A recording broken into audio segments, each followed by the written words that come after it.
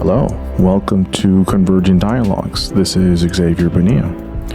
On this episode, it is my honor and privilege to have Judith Herman on the podcast.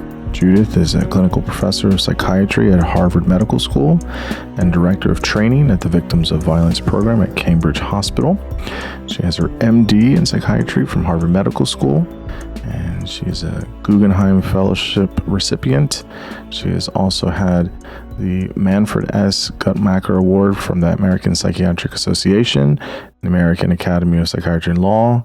She has also had a Woman in Science Award from the American Medical Women's Association, and she is the author of 3 books. Her first book, Father-Daughter Incest. Her second book, Trauma and Recovery. And her latest book, entitled Truth and Repair, How Trauma Survivors Envision Justice. And that's the book we talk about in this conversation. We start by talking about how this new book is a type of sequel almost to Trauma and Recovery, and what are the connections and how it has a similar outline. We define trauma and we talk about the potential overuse of trauma. We talk about the role of dominance and submission before violence and intimate partner violence. We talk about patriarchy. We define it. We talk about how it continues today. We also talk about some of the progress for women. We talk about feminism today and modern feminism and how that works for or against trauma work at present. We talk about acknowledgement, truth, apology, and forgiveness in trauma work. We discuss restorative justice, resilience in trauma, and also different types of therapy, including exposure therapy, and how we can have a better understanding of trauma as we move forward in the 21st century. Obviously, Judith is a huge name in the field. I was very, very excited to talk with her. She was absolutely wonderful, very generous with her time, gave so much of her wisdom. And I was very, very happy to talk with her about her book, about her life's work with trauma, with victims, and she's quite a remarkable woman. As always, you can find this conversation and all other conversations at my Substack, convergentdialogues.substack.com. It's free. Subscribe over there and give us a listen. And now I bring you Judith Herman. I'm here with Judith Herman. Judith, thank you so much for coming on the podcast. I'm greatly looking forward to talking with you. Thank you for having me. Yeah, of course. So you've written I guess it's a sequel, no? Right? It's the new book, Truth and Repair, How Trauma Survivors Envision Justice. Is this a kind of sequel to Trauma and Recovery? Yes, I think it is. It follows a line of thinking that was begun in Trauma and Recovery, and it just kind of builds on it a little bit. Uh-huh. Yeah, it feels that way. It felt, I had reread Trauma and Recovery before I read this one, and then I read this one, and it has the kind of same structure and the kind of same feel to it, and so it's wild how it's all these years later you're still writing wonderful stuff on an important topic. So it felt familiar in some ways. So. Oh, thank you for your kind words. Yeah, of course. Okay, so before we get into the book, why don't you tell listeners just your kind of brief snapshot of who you are, your background, what you research and study and write on, and what you're currently up to. Okay. I am a professor of psychiatry, semi-retired at Harvard Medical School. And for many years, till I retired from kind of my paid job and just kept on doing a little bit of teaching, I worked at a public sector hospital called Cambridge Hospital that serves people that have no money and that nobody else wants to take care of. And we founded an outpatient psychiatry program there called the Victims of Violence Program. We started off in 1984 with a $6,000 grant from the city of Cambridge to provide mental health services for crime victims. And I partnered with a psychologist named Mary Harvey, who was a very good organizer. And we created a program that does indeed serve crime victims. We mostly saw survivors of sexual and domestic violence. We also saw family members who lost someone to homicide. We saw political asylum applicants who were refugees from other countries. And that's the work I've been doing really throughout my career. Wow. Yeah, well, you've definitely given a kind of your life's work to writing and researching, but really kind of doing the clinical side of things, which is, obviously admirable. And so you have a lot of kind of firsthand, the kind of front row seats, if you will, to some of this stuff. And it's nice because in terms of hearing it, because in the book you're able to pull a lot of stories. I mean, obviously their names change, protect identity and stuff, but it's really nice to see. And hear kind of almost from people themselves instead of just somebody kind of saying something. So it's always a really nice touch there in the book. I found. Well, I do think the survivors are really the experts on trauma. They know it from the inside, and it's just been my privilege really to be a witness and advocate and helping professional, but they're the ones who really know it. Yeah, no, absolutely. So with this book, so it's been over 30 years since the first one, which is kind of a classic. Many people have read it, including myself. I guess what made you want to write another book? Kind of in that vein, that style, like we said, kind of like a sequel of sorts. And I guess more specifically, how is this new book a kind of fourth and final stage of recovery focused on justice? And you can just give her the overview there of that. Well, I think there are two parts to that question. One was what led up to writing Trauma and Recovery, and then what led up to writing this sequel, if you will, because there's a continuity there. My first book was actually called Father-Daughter Incest, and it came out in 1981. And the reason I wrote that book really goes back to the second wave of the women's movement. I was in the consciousness raising group at the same time that I began my psychiatric residency. And I had heard in my consciousness raising group some pretty hair-raising stories about sexual and domestic violence and sexual harassment. And this was a pretty privileged, highly educated group of women, and still these were the stories that people were telling. So I was listening with that other ear when I interviewed my first two patients ever. And they were both women who were on an inpatient unit. They'd been hospitalized after they'd made suicide attempts. They both told me that they had been sexually abused by their fathers.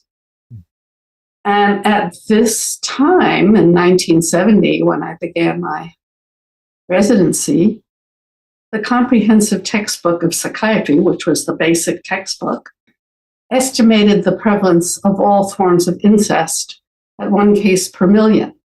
Oh, my goodness. So what were the odds that I, as a beginning resident, was going to see 2 cases in a row? Yeah. Okay.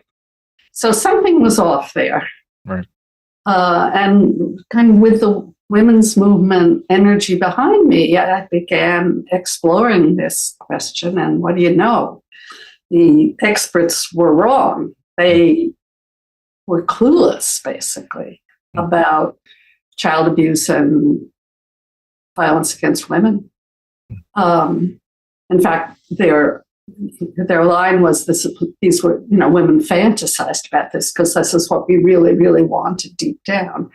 Sorry, that was adding insult to injury. So, Sure. So that led to my first book, and then I joined the department at Cambridge, and we started this trauma program.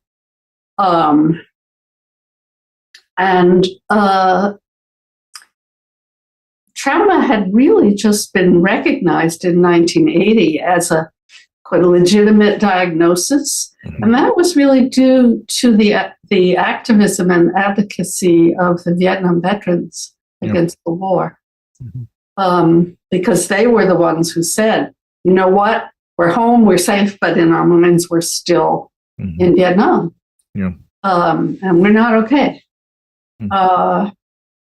And because of their advocacy, trauma was suddenly a legitimate subject of inquiry. And I joined a study group, that informal meeting in people's homes once a month. My friend and colleague Bessel van der Kolk had kind of pulled that together. He was working with veterans. He pulled together people who were working with abused kids and working with burn victims and working with natural disasters and working with sexual and domestic violence. And what do you know? It looked like trauma was trauma, whether it was political prisoners and prisoners of war and survivors of genocide and torture in the political sphere, or whether it was the sort of hidden victims of sexual and domestic violence. And not only that, but in order for their suffering to really be legitimated, required a political movement. So it wasn't an accident that the prevalence of violence against women and children followed only after there was a women's movement that called attention, raised awareness. Sure. And so that was really the central insight of trauma and recovery. That oppression is oppression, violence is violence, trauma is trauma, and you need a political movement to have it be recognized, because people would much rather not know about it, much rather look the other way. So the argument in trauma and recovery was that trauma is not just a personal,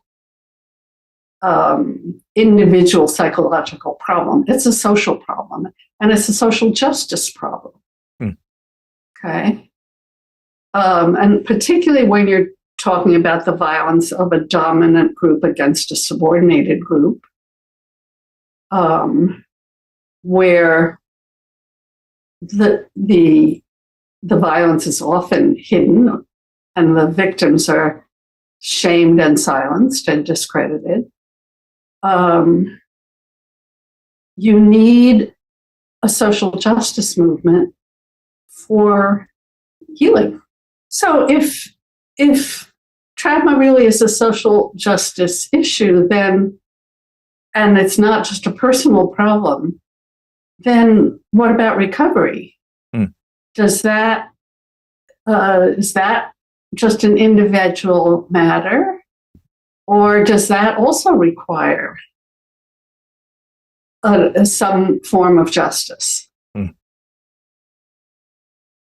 This seems really instructive because while you're kind of using a similar structure, it's kind of born out of these ideas of we're looking at things that are happening, and absolutely, if there's a social component, kind of this social justice in the true sense of the word, for the contribution to the problem, right, or the injury or the issue, yes, then it would make sense to say, well, the recovery aspect of it must also be having some instantiation within a social construct or social, I should say, structure as well. And so, here you are, all these years later, chatting about that, which I think is really, really nice. Is kind of these kind of bookends of sorts. So that all makes a lot of sense. I guess the one question, I mean, you've talked about it in both books, but we'll just highlight it here. So I'm curious though for you specifically, because you've been with this topic and these folks for quite a while. It's this idea of trauma. Now if I ask 30 clinicians, I'm not going to get 30 variants of a definition here. So for you, how do you typically define trauma? I guess clinically. How can it be used, I guess, non-clinically? Because it is a very overused term, I feel, nowadays. And I don't know if that's somewhat of a, indirect danger of sorts of becoming too overused. But how do you define it clinically, and it can be used non-clinically, I guess, from your vantage point? Well, from my point of view, I think a good definition actually comes from my friend and colleague Robert J. Lifton, who studied the Hiroshima survivors and Vietnam War veterans and survivors of many other catastrophic historical events. And he talks about the death imprint. And that, I think, captures the sense of having a very up close and personal encounter with the threat of death or severe bodily harm, either to oneself or witnessing. The first responders who showed up for 9/11, for example. Sure. That kind of thing. And it's a reason why cops and firefighters often have pretty bad PTSD, either because they've been in dangerous encounters themselves or they've seen horrible scenes of violent death. And so the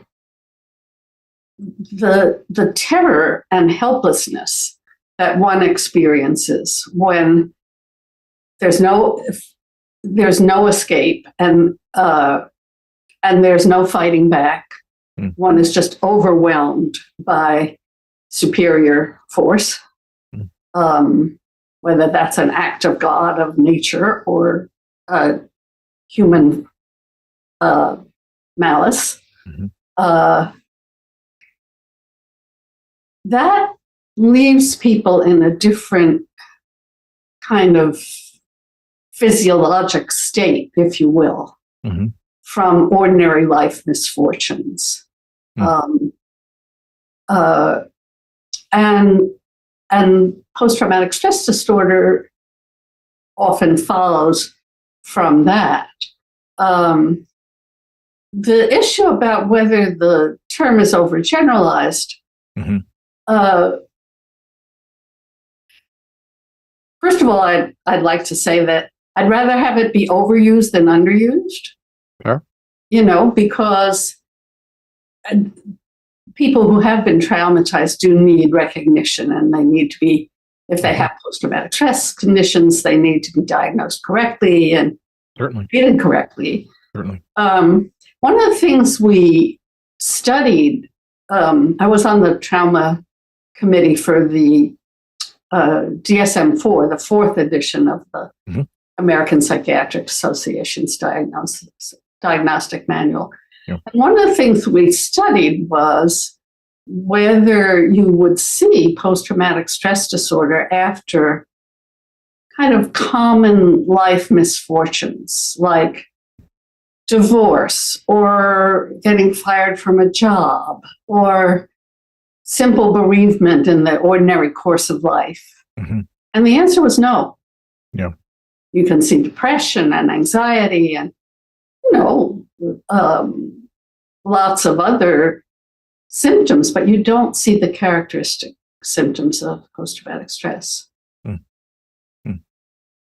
Yeah, I think that's really instructive to note. I mean, obviously, there's the clinical diagnosis of post-traumatic stress disorder, but as you're kind of mentioning here, is that people can have elements of trauma initially that don't necessarily rise to PTSD, but may eventually rise to PTSD. So, is what you're saying that someone can have a potentially traumatic experience or some type of trauma, but it doesn't necessarily have to be a diagnosable thing, or is it typically lend itself to a clinical diagnosis of PTSD? So another way of asking that is, can you have trauma without PTSD?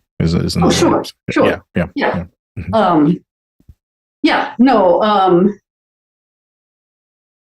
In fact, with many kinds of violent events, the majority of people don't get PTSD.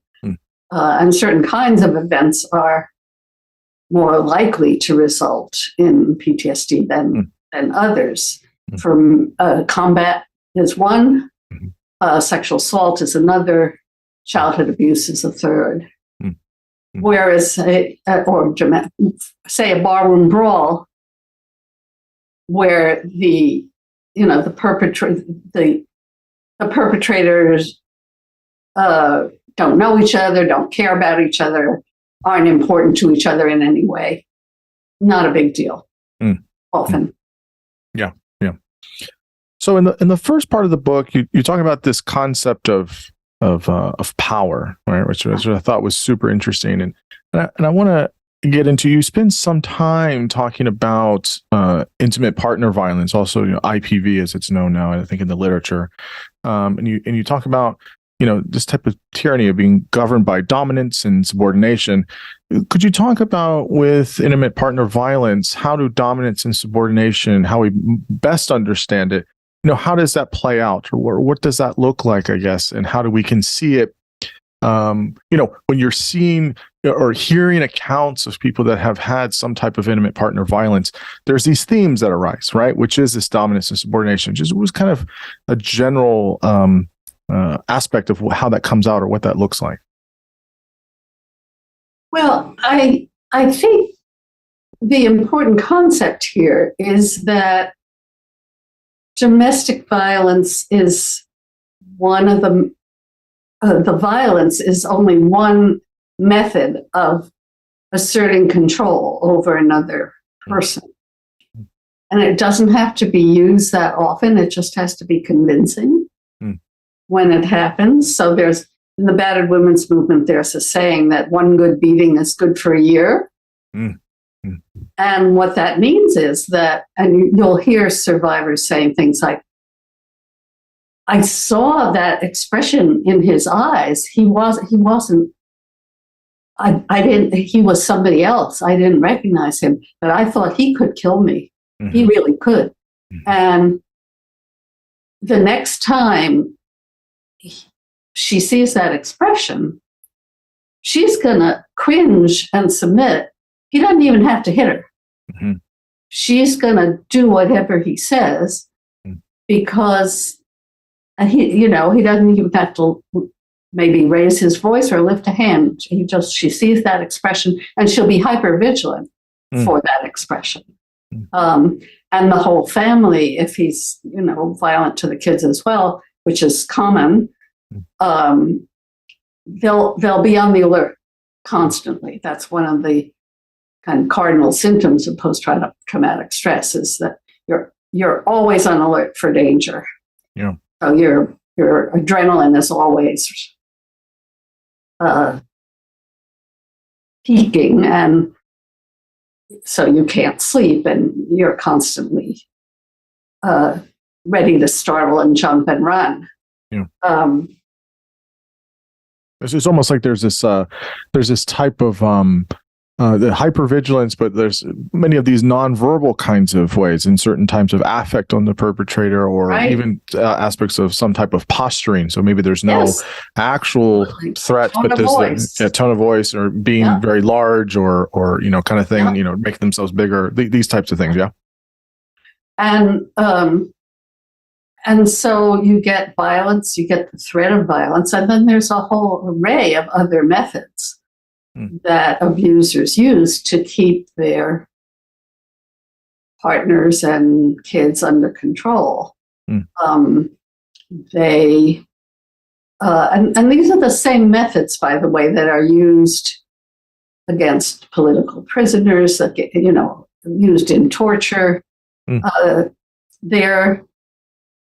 violence, once the victim knows that this is, really could kill me, then the threat of violence, but also things like controlling the body, when the person can eat, when the person can sleep, sleep deprivation, food deprivation, what the person wears. In slavery, you had branding and tattooing, and and you have that in the sexual trafficking too, oftentimes. So control of the body, and then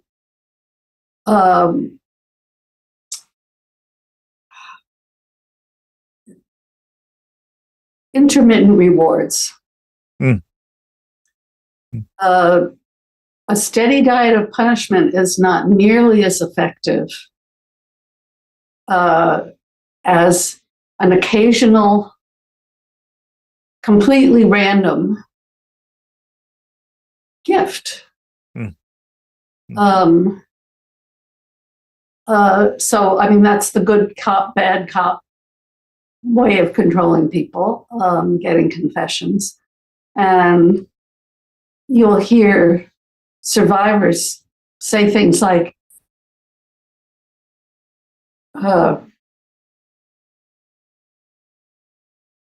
we never knew when we were going to get it. One time he'd come in and you'd broken some rule, and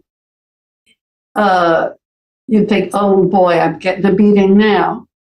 And instead, he'd take everybody out for pizza. He'd be in a good mood. And with intimate partner violence, you see this, for example, after she's had a beating, then you get courtship behavior. He brings her flowers. I'm so sorry. It'll never happen again. It's just because I love you so much.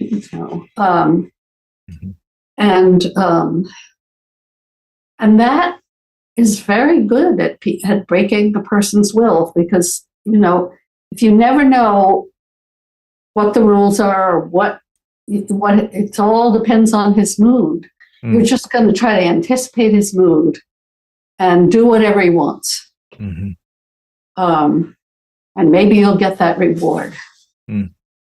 It certainly sounds like there's a lot of anticipatory kinds of things of when's the next thing going to happen, or what's it going to be. I don't know what to expect. This kind of hypervigilance thing again, which is something you talk about. A lot of these things you're describing, it sound like various forms of emotional and or psychological abuse. And you talk about this way of breaking a person's will and their spirit through isolation, degradation, violation of moral codes, and really it sounds like this element of shame that's used for the victim in intimate partner violence. How much of these elements is it intentional? Right, the person is intentionally doing these things, or is it something where it's like, I don't know what I'm doing. I'm just doing it. And does it really matter? Obviously. I think at the end of the day, it doesn't, because there's someone that's being harmed, but how much do we say, I'm jumping ahead here, but, preventing things like this, right? How can we, catch these things if someone is using these coercive acts or these ways of breaking someone down in all matters? I mean, how much is there preventable things here in these types of ways? I mean, there's physical violence, which is awful, but these ways that you're describing can become very hard for people to historically listen to or believe, or, oh, you're just, that's not true, or, you're crazy. And it becomes very hard, I think, for people to believe them of sorts, and again, I might be jumping ahead here, but just talk about that kind of breaking the victim's will and spirit through these kind of ways. Well, first of all, I think these methods of coercive control are used because they work. And we know that in the political realm, they're taught. They are certainly taught from one clandestine secret police force to another. They're taught, I think, standard, some of it is standard police psychology of interrogation. But our very own CIA had a manual that basically outlined these techniques. So that, when they're used in Abu Ghraib or places like that, it's because they've been taught. The big question for me is, how do the batterers and the incest perpetrators learn them? And my theory is that it's the pornography industry, which is worldwide, of course, and where, dominance and subordination are eroticized. And the techniques are they're right there. They're illustrated. And certainly pimps use these techniques and teach them to one another. So, so they are intentional. And it's important to understand that this is when we're talking about intimate partner violence, for example, we're not talking about a guy who can't control his anger, right? And sending him for anger management is not going to help very much, because you don't catch him beating up his boss. He may be pissed off at his boss, but he doesn't go beating him up. He doesn't beat up his coworkers. He beats up the people who he knows he can dominate. And even if he convinces himself that he is sorry and that he really just lost it, the part he doesn't say is, if she would only obey me and do exactly what I want, I wouldn't have to do this. So. So that entitlement to power and to have obedience is part of the psychology. You mentioned patriarchy, of course. It's become a more common term in society. How do you typically define patriarchy and patriarchal systems? How does it still currently function, you think, in society? Obviously, there's been progress that has been made, but how do you feel that it still, has its tentacles in things? And in the book, you focus on patriarchy in our criminal justice system. And so, I'm curious about how, obviously, there are some systems issues here. But so I'm curious on how you define it, but really, how do we look at it from, how things were in the 50s or the 70s or the 80s is not quite the same as it is today. Obviously, there are still remnants of this, but, would you agree that there has been some progress? That doesn't mean that this is totally, doesn't exist anymore, of course, but how do you view it, I guess, kind of where we've come from, progress that has been made, where we're at now, and some of the issues we still have with the patriarchal system? Well, let's see. I mean, I think the simplest way to define it, is as a system of male dominance and female subordination. Okay.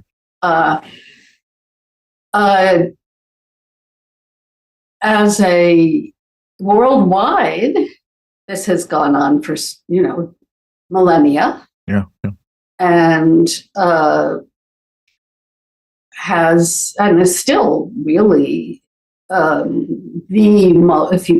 I think, according to the United Nations, the most common human rights violations in the world are still violence against women. Sure. Yeah.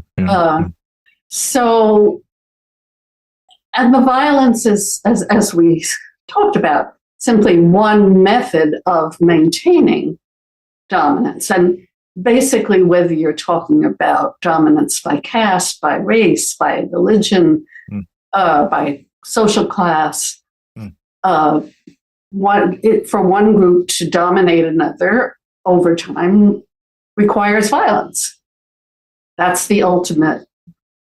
But when you have a systemic culture that normalizes male dominance and female subordination, then you have the violence again is merely one method of maintaining dominance, and a lot of the other methods just become customary. So you could judge progress in the overthrow of patriarchy, if you will, on 4 dimensions. Okay. There's the dimension of citizenship and, are women allowed to participate in the public life of a society? And also, are they and production? Are they allowed to? Is the workforce integrated or not? Reproduction: do women control their bodies or not? Sex: can women? Do women have any autonomy in terms of their sex lives? Or is sex about submission? And childcare. Who takes care of the children? So that's actually 5, but I was kind of folding citizenship into production. But so, okay, let's see. So women became full citizens in the United States 100 years ago. Got the right to vote.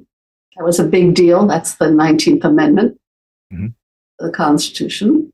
In many countries, women vote. In many countries, they don't. Okay. Are they allowed to hold public office? Well, let's see. In the United States, 50 years ago, we had maybe 2 women in the U.S. Senate. Sounds right. So that's 2%. Now we have about 25%. So it's a lot better than 2%, but it's not 50-50.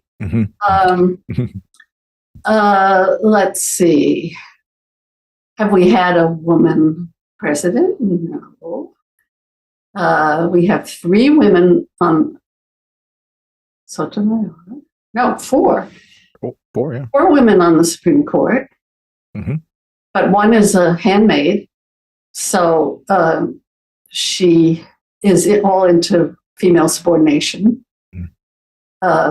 because it's God's will, and God is a patriarch.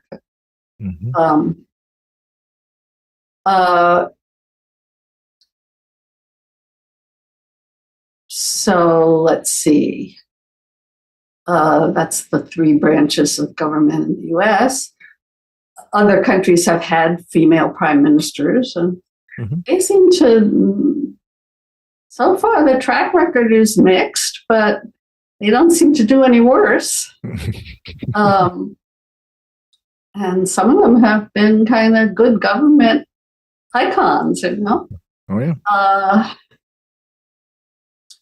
And some countries, of course, that's absolutely inconceivable that a woman would have any, you know, political power. So, so that's citizenship and production. Let's see. When I was going to demonstrations back in the 70s, a lot of people wore buttons that said 59 cents. That's what women made for the same job compared to men. I think it's now almost up to 80 cents. That sounds right. Yeah. Okay. That's for white women. Yeah. It's less for Black women and Latina women. Still less. It's what it was in the 50s, you know. So, well, not bad for 50 years, right? We got only almost 20 cents. Yeah, almost 20 cents more. You know. So, and the other thing is, you look at the pyramid of power in any industry, and you know, look at the percentage of women on the top compared to the percentage of women at the bottom. Okay, and you'll see that it's a very sharp decline. So reproduction, we've gone backwards, big time. In this country, other countries have made some progress. Sex, well, there's certainly more consciousness about issues of exploitation and consent. But, you know, from what I hear about hookup culture among young people, doesn't sound like much fun for women.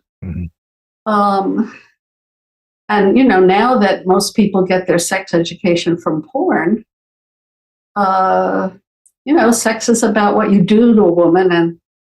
And, you know, the more abusive you are, the more she really, really, really likes it. So, I don't know. I mean, I have to say, one of the big contributions of the second wave women's movement was Our Bodies, Ourselves, which started life here in Boston as a 35-cent pamphlet put out by New England Free Press on newsprint before Simon & Schuster bought it, and, you know, it became a worldwide phenomenon.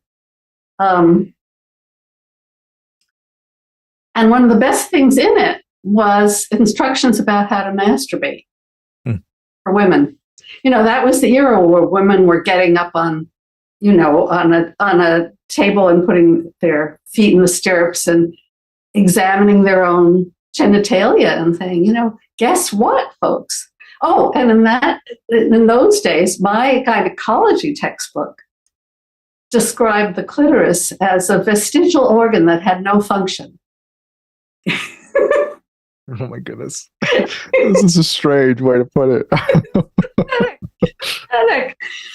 So, you know, and lots of women had fake orgasms, but they never had one. So the instructions about how to masturbate, I thought were very radical. And so did Simon & Schuster, because they excised that when they mass marketed it. So that's sex. And then childcare, I would say in this country, we've made zero progress. Yeah, I would agree with that. Yeah. unfortunately, which is wild, because that obviously impacts women, but it also impacts everybody. Of course. I mean all of these things do, but that really is. Well, look what happened during the pandemic. Yeah. It's that's always a real mystery to me of why people can't get behind improving childcare. I think it's an absolute, abomination that in the United States, at least, people get maybe, 8 weeks of leave and then they have to go back to work. I mean, that's, any of the attachment literature. Unpaid leave. And then, attachment literature shows that, that first year is essential for psychological, emotional development. It's not just all, it's absolutely preposterous to me that doesn't Well, happen. I don't think children have a big lobby. Yeah, no, they don't. They don't have a big lobby. I mean, I will give, I don't agree with everything that she has espoused over her lifetime, but that is one thing you can't take away from Hillary Clinton. I mean, she really was an advocate for children, I think, sincerely, since the 80s. So I mean, she was very good on that stuff. I just a little footnote here. How much do you make? You've talked about second wave feminism. It's a footnote, so we don't have to go too much into it. But how do you feel? I guess modern feminism is now. How do you feel it's helping or hurting some of the trauma work? How do you feel about some of the more modern feminist thinkers and ways of talking? I think Me Too has been wonderful for raising trauma awareness. I mean, it's been a sort of another round of consciousness raising that's, much wider in terms of, accessing a much wider audience. So, and then, there are always controversies and debates and splits, and that seems to be the curse of progressive movements. But in general, I think it's been remarkable. It's been interesting seeing everyone's in different eras, and some people have been in multiple ones, and so being in this one has been interesting to see the consciousness raising that's there, and really kind of how, like, when it kind of there's obviously the peaks of these moments, and then kind of the afters, and how do we continue to keep that ball rolling to make sure that people are treated fairly and with dignity. Much like well, some you always get backlash. You just have to expect it. And the second part of the book, you talk about justice a little bit more. The third part is healing. So just talk about justice a little bit. One of the things I love about your writing is just how balanced and well-rounded you are, which is wonderful. So you mentioned that acknowledgement and for the truth to be known is really important. Maybe talk about, you can define justice if you want, but could you talk about acknowledgement and how that's different from like an apology, and how more of acceptance of trauma that has occurred? So how do you talk about acknowledgement, and you can define justice in this context if you want first. Well, this really comes out of the work I did both with patients, and then I interviewed 30 survivors specifically about their views of justice. Again, because they're the experts, but also because I'd seen what some of the people I work with went through if they tried to seek justice in court, or and it wasn't a pretty picture for in most instances. So because they were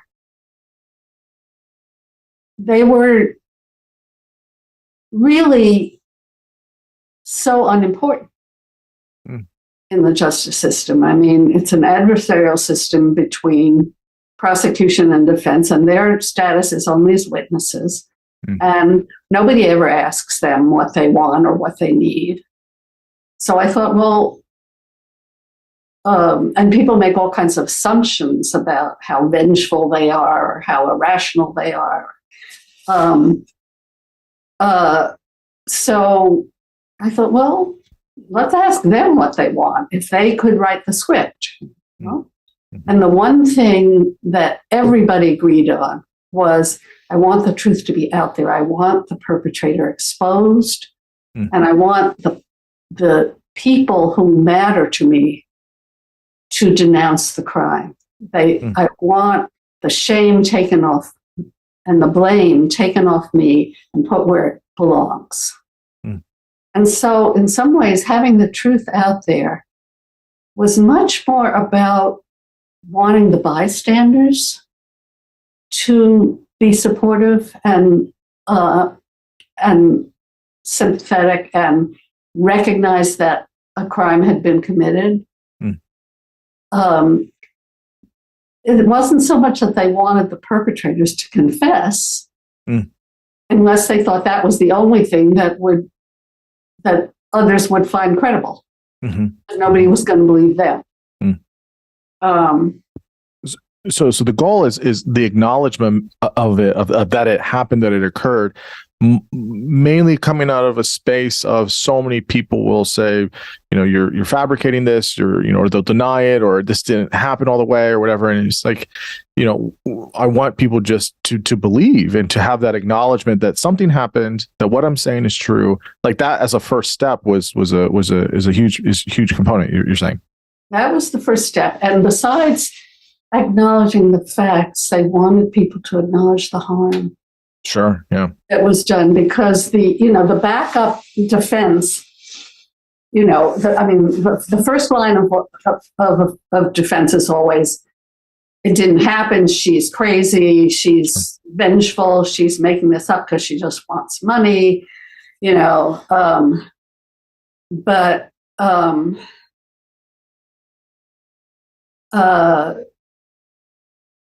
when that fails, then the next line of defense is really, so what's the big deal? Why is she whining about, or she asked for it. So acknowledgement of facts, acknowledgement of the harm, that this was a bad thing to do, and the blame belongs to the abuser, not to the victim. So where does, I guess, apology then come in here? You talk about how people have different definitions of apology. How do you define apology? What does that look like in a healthy, effective way? And how is responsibility and expressing genuine emotion essential for apology? Well, a true apology is an expression of genuine remorse, of repentance, of contrition, whatever words you want to use. Sure.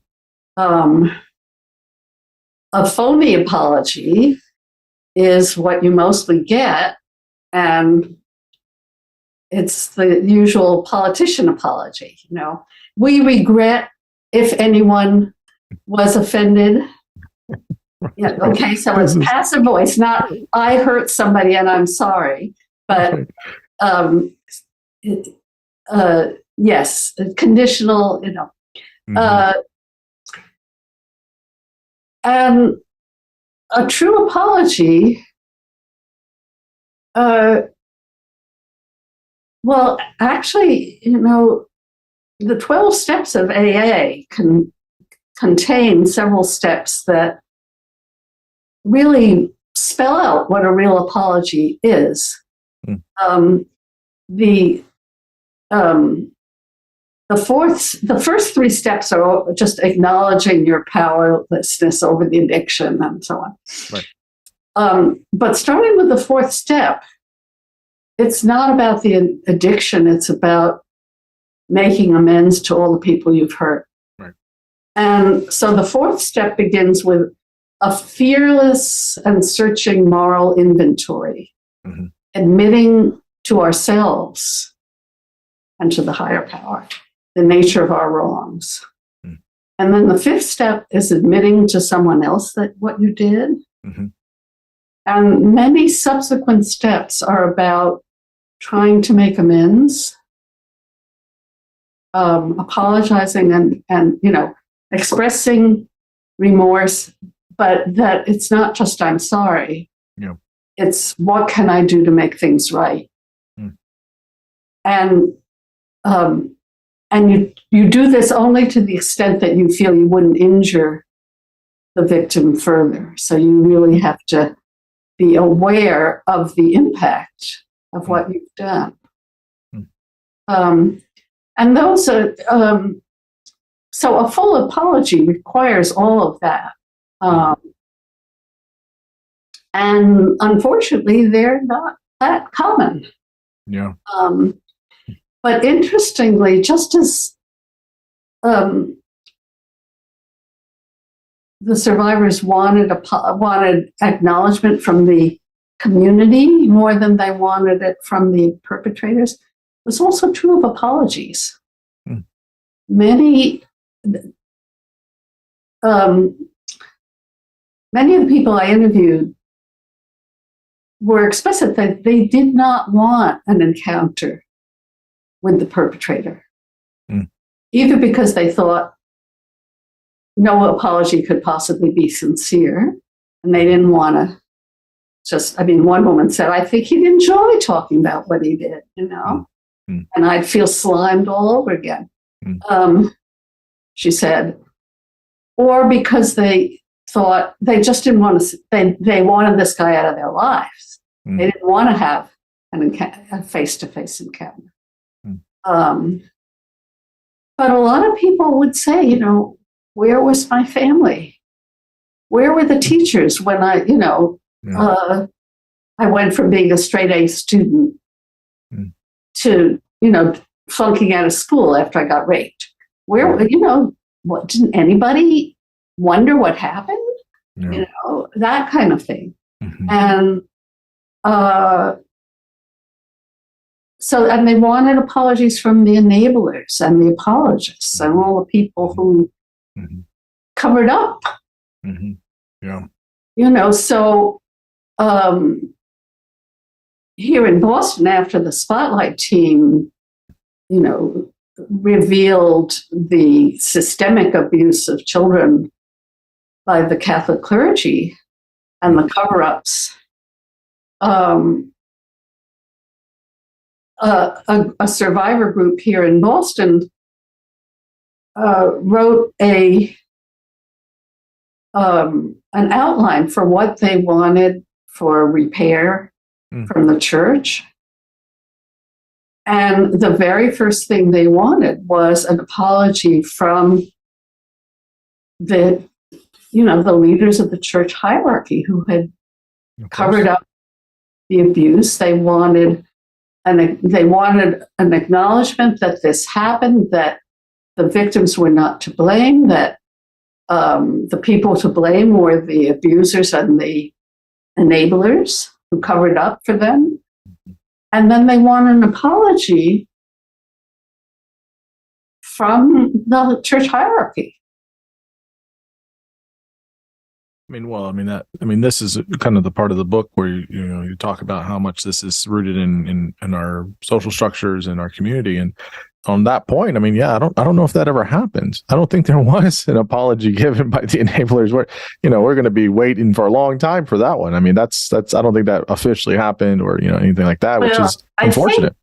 Cardinal Law hightailed it for Rome. He felt it was incumbent on him to get out of town. So he never apologized, and they gave this request to Archbishop O'Malley, his successor, who had said he would meet with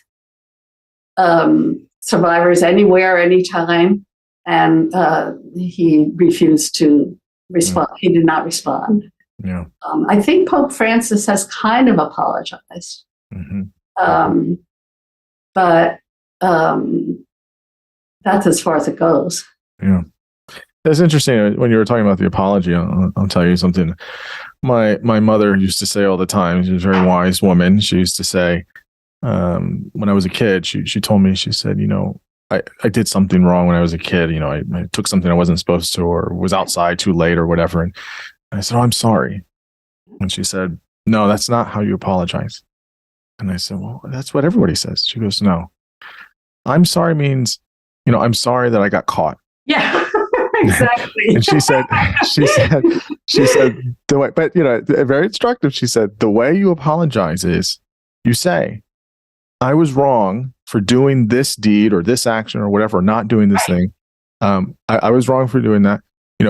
Please forgive me. I will do my best to not do that again in this manner or this way or whatever. She's like, that's the way to apologize. Yep. I will be totally honest. I don't always do that. But she is very, very wise, and I try my hardest when I do apologize to give some version of that. And it is weird because it just I was a young boy, and so it stays in the back of my head. And anytime I've said a kind of like I'm sorry, I'm like, oh man, that's a half-assed apology. I didn't do it as well as I should have. Mom knows best. So my mom has very wise words there. So it makes me think about some of what you were saying. Yeah, well, the other component of a real apology is the emotional component. Mm-hmm. Yeah. The fact that person really shows remorse, shows empathy, shows a kind of wish to do better. Yeah. You're getting at the sincerity of things, and you're getting at that there's all of those components of I'm recognizing I hurt you intentionally or not. I see that. I don't want to keep doing that. Here's how I'm going to try and repair it. Yeah. And it's I think it's like, as you said in the beginning, I think it's a lot of people don't do that, or they don't know how to do that. Or they don't have empathy. Right. Or they just don't care. They just don't care enough, which is sad, which is terrible. It's terrible. They're very sorry they got caught. Mm-hmm. but when they're saying, what's the big deal? They kind of mean it. Yeah, absolutely. So two things here. I want to ask you about restorative justice. You talk about that a lot in the back half of the book, but I want to ask real quick about forgiveness. This is an interesting thing. I've really wrestled with this. A long time ago I was religious. I'm not anymore, but I can't not see forgiveness in not a kind of quasi-religious sense. And I've tried to think of like a secular version of forgiveness, and I don't have a really good idea on that. I'm sure there are some folks that have written about this, of course, but for you, how do you have, and within this context as well, but how do we have like a more modern understanding and somewhat pragmatic implementation of forgiveness? You talk about justice needs to happen first, and then maybe reconciliation and how the community should or shouldn't be involved. But how do you have this idea, I guess, of forgiveness in a kind of, secular or modern way that works? Well, who's written about this very well is the playwright Eve Ensler, who now has renamed herself as V. Okay. The author of the Vagina Monologues. Mm-hmm. She was physically and sexually abused by her father. Mm. He never apologized. Mm. But after his death, she wrote a monologue called The Apology. Mm. And she imagined the apology she wished she'd gotten from him. Wow. And it has all those components that we talked about, a genuine, heartfelt apology. Yeah. And she said it was very hard to write, but when she finished writing it, she said she felt liberated. Mm. It was just a spontaneous letting go of resentment and bitterness, and it felt very physical. Mm. Another person who's written about this is an incest survivor named Rosie McMahon, who wrote a book called Fortunate Daughter. And she both her parents actually, many years later, apologized to her. Her father for the abuse, and her mother for blaming her, and basically looking the other way. I mean, he was very violent to her too, and to all the kids, but she was intimidated. But from a kid's point of view, where was my mom? Yeah. That. So, they met in her therapist's office, and she basically told her story, and they sobbed and apologized, and basically committed themselves to trying to make it right. And she said it just felt like she was lifted into the air. It was just spontaneous. It was just a sense of emotional relief, that and reconnecting, that they could have a relationship, and she could start to have a family again,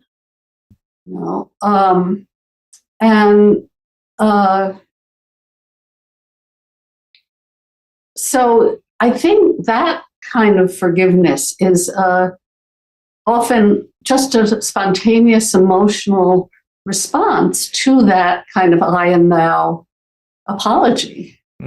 When it's genuine, when it's sincere, you just, it's so, it's wonderful for the survivor. It's very healing. Then there's some people also use the term forgiveness for something very different, which is unilateral forgiveness, regardless of whether there's an apology or not. And some people really do try to practice this because they're sick and tired of being angry and resentful, and they feel,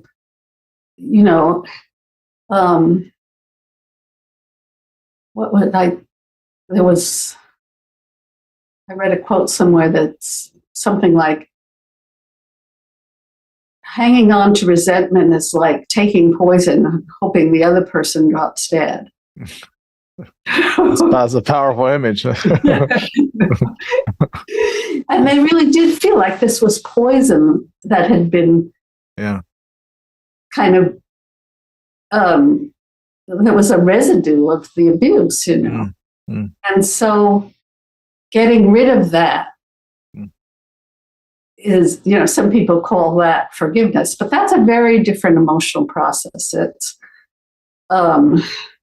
It involves grieving and letting go of all the hopes for, and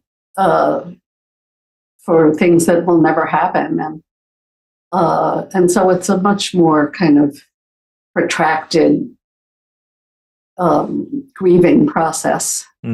It's not spontaneous I mean, absolutely. I mean, it's definitely a process, of course. I do want to ask you about restorative justice. So you talk about it. You talk about it in context of, accountability and things like that. So just define and explain this concept of restorative justice, and, what are some of the promising aspects, maybe some of the limiting ones, but some of the promising aspects of it as well. Well, as I understand it,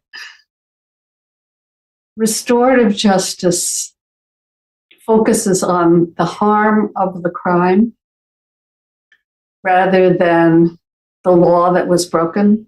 And the remedy is repairing the harm rather than punishing the offender. So it's a very different notion of justice from our retributive notion. But you can see why that might appeal to survivors because it can make them much more central to the justice process. A lot of the survivors I interviewed were not big on punishment. Yeah. Partly, some people really just thought our system was too punitive to start with. Mm-hmm.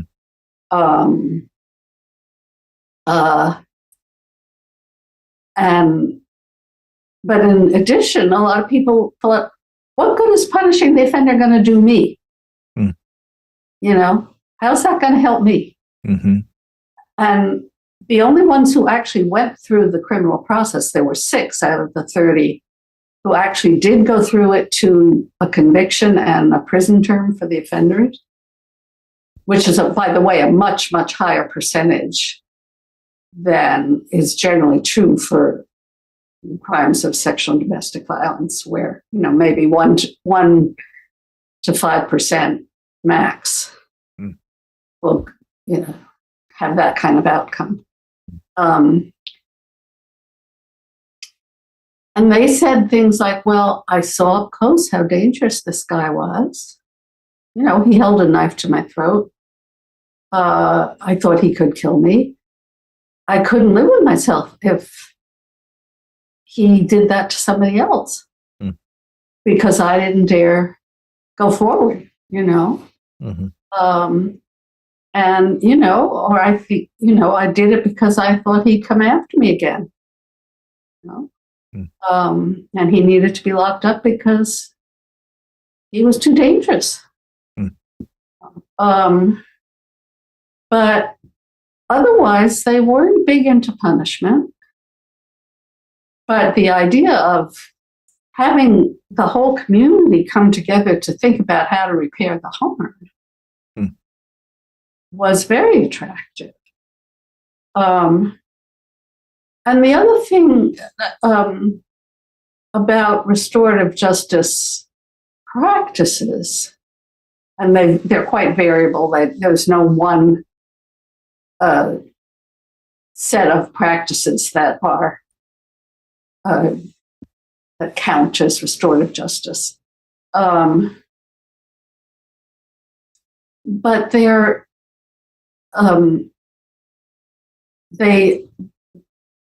consensual rather than adversarial.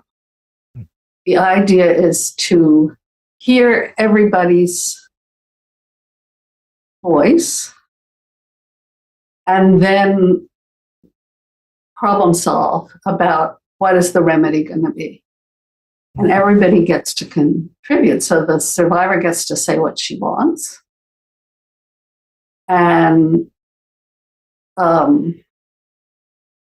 the representatives of the community craft a repair plan and a follow-up plan to see that it's implemented.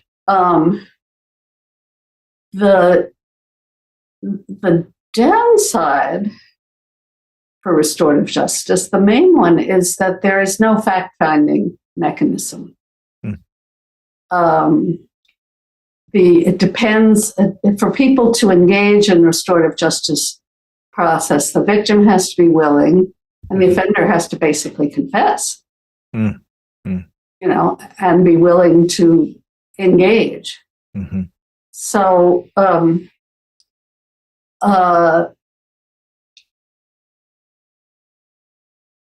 so other than having a willing offender, there's no coercive mechanism. Now, a number of people have thought about different ways that some restorative practices could be integrated into the criminal justice system that we have, so that the incentive for the offenders might be a less punitive repair plan than, certainly imprisonment or heavy fines, or and that might be an incentive for the offender to confess. Mm-hmm. And then the other question, though, for crimes where, like crimes of patriarchy or crimes of systemic racism or crimes where one group has gotten away for years with violence against the other and has justified it as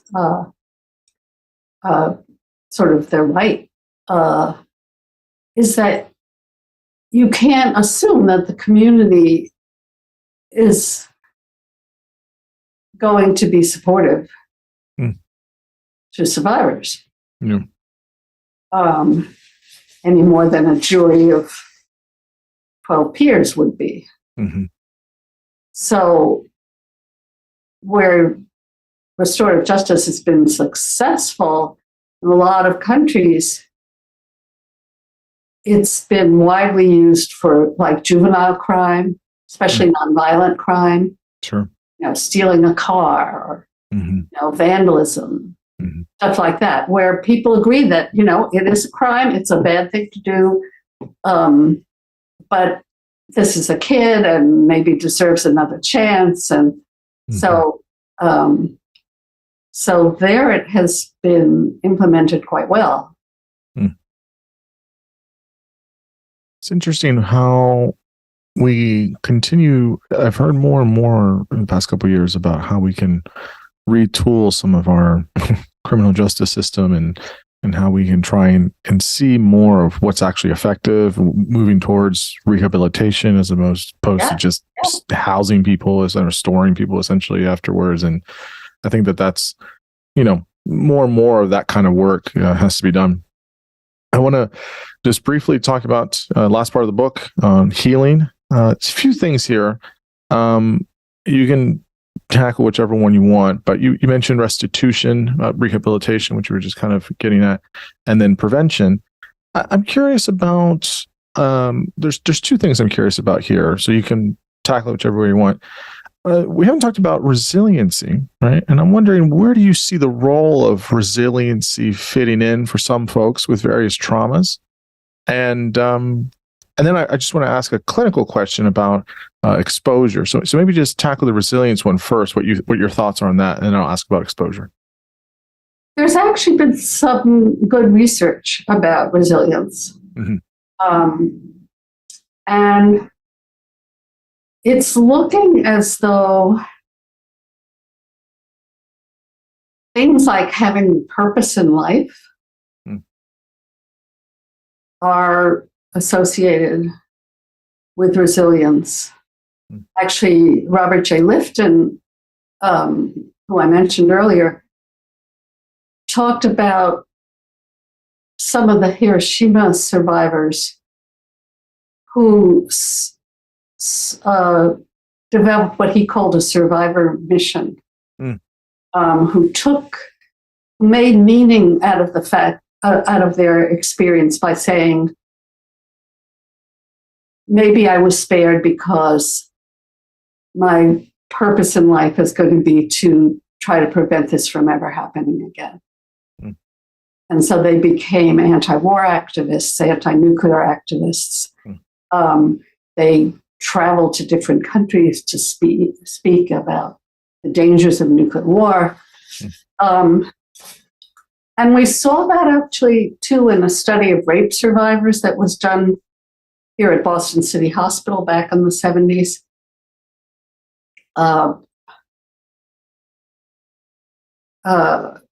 Where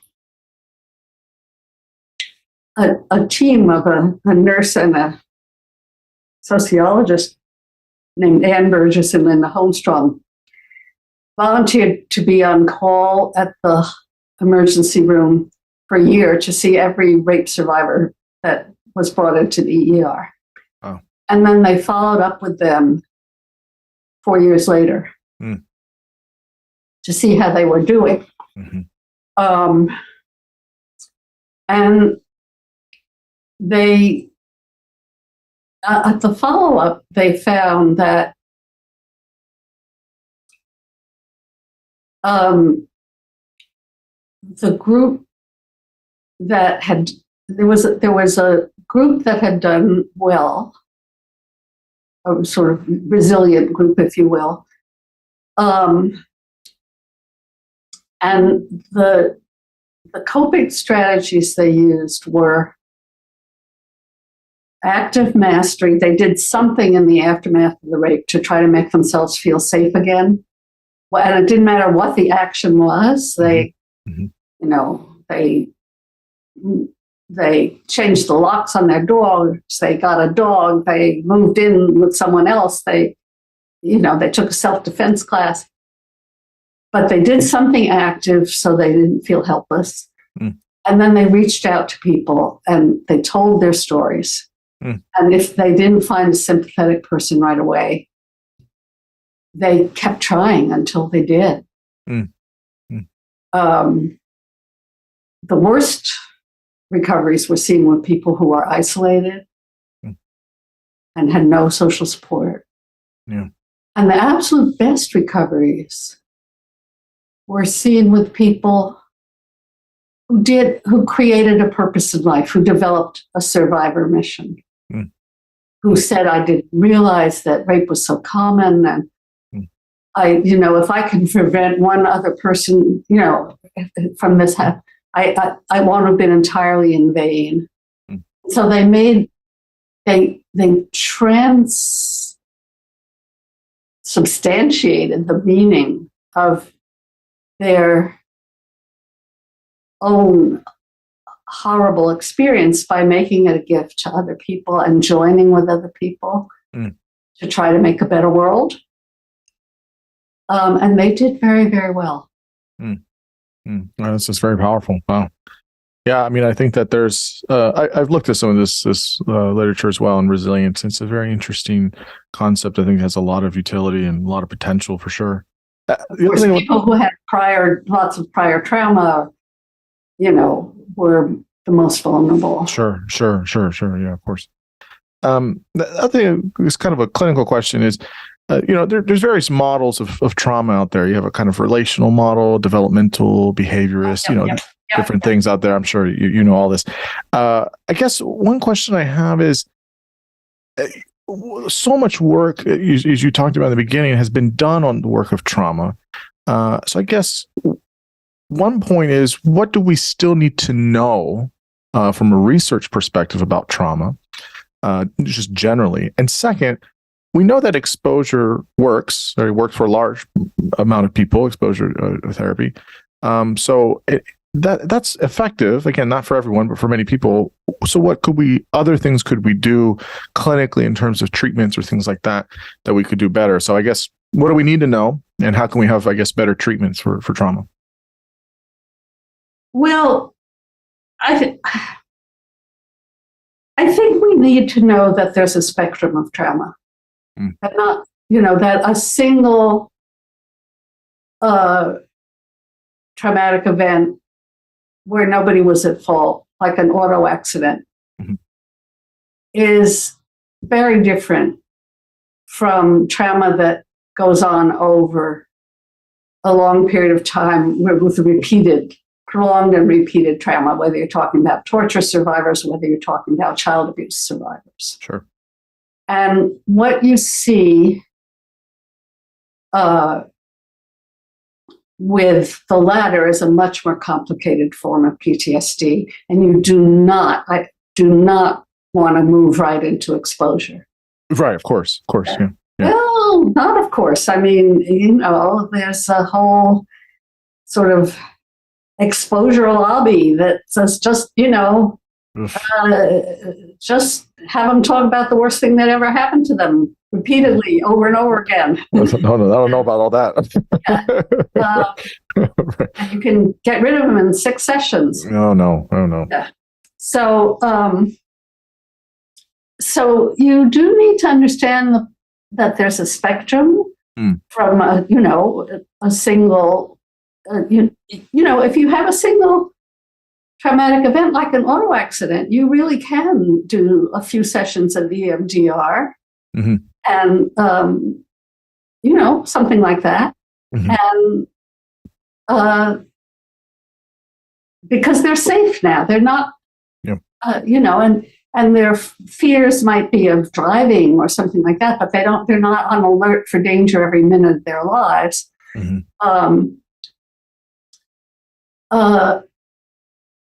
On the other hand, if you have complex complex PTSD or dissociative disorders, which is the far stage of the traumatic spectrum, then you need a stage treatment, and it's going to be a matter of a couple of years at least. And you need to start by building a relationship, a trusting relationship, because you can't assume this is a person whose trust in other people has been destroyed.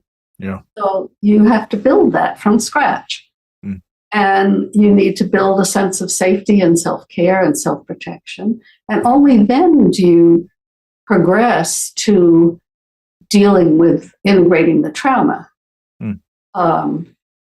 So that's what we know already. And then, the other thing is that we still, there's still lots to learn about, for example, the neurobiology, post-traumatic stress. We already understand that it's just not a matter of a hyperactive amygdala, which is the sort of fear center of the brain, if you want. It involves the rewiring of very complex brain networks, especially when you get into the more complex forms of PTSD. So, and then, there's still lots of interesting work going on treatment. The role of psychedelic assisted psychotherapy. For example, we've known for over a century that altered states of consciousness are very useful in accessing traumatic memories.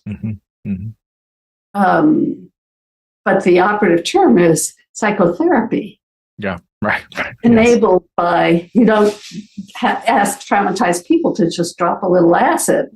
Yes, it's a good controlled environment, somebody who's a professional. Yeah, of course. And you prepare for the psychedelic trips, and then you process them, and then you prepare for the next one, and so on. And there's also some very interesting research being done on neurofeedback. Which is a kind of computer assisted, for especially, for example, for horribly abused kids who've never known safe attachment. And for whom verbal psychotherapy is just, if they're practically nonverbal themselves, but they can play video games, and they can actually start to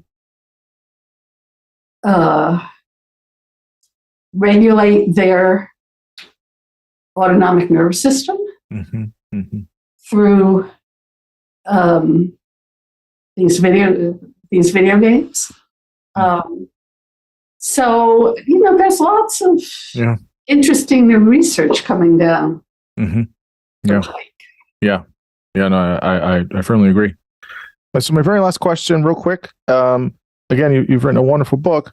What is the one big thing, or one or two big things that you hope people read the book and they walk away with it and you say, yes, that's what I was trying to say. You got my main thing. What do you want people to kind of walk away with from this new book? How about listen to survivors? That's wonderful. That's a wonderful way to put it. I love it. Well, the book is called Truth and Repair: How Trauma Survivors Envision Justice. It's absolutely fabulous. I'm sure people can find this everywhere. Where can people find you and your work and all the relevant places? Is there anywhere that you kind of point people to?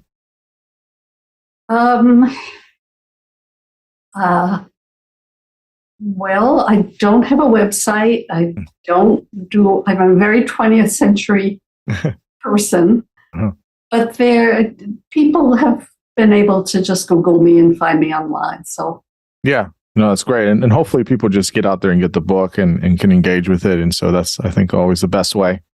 Oh yeah, they can always write to the publisher, Basic Books. Yeah, which are fantastic. Judith, I mean, what can I say? It's been a big honor, really, really big honor. I'm super grateful that you've given me so much of your time and your wisdom. It's a big blessing to be able to talk with you for 90 minutes. And so I can't say enough thanks. So I'm greatly appreciative. Well, I've enjoyed talking with you very much, and thank you for having me. Of course. Thank you.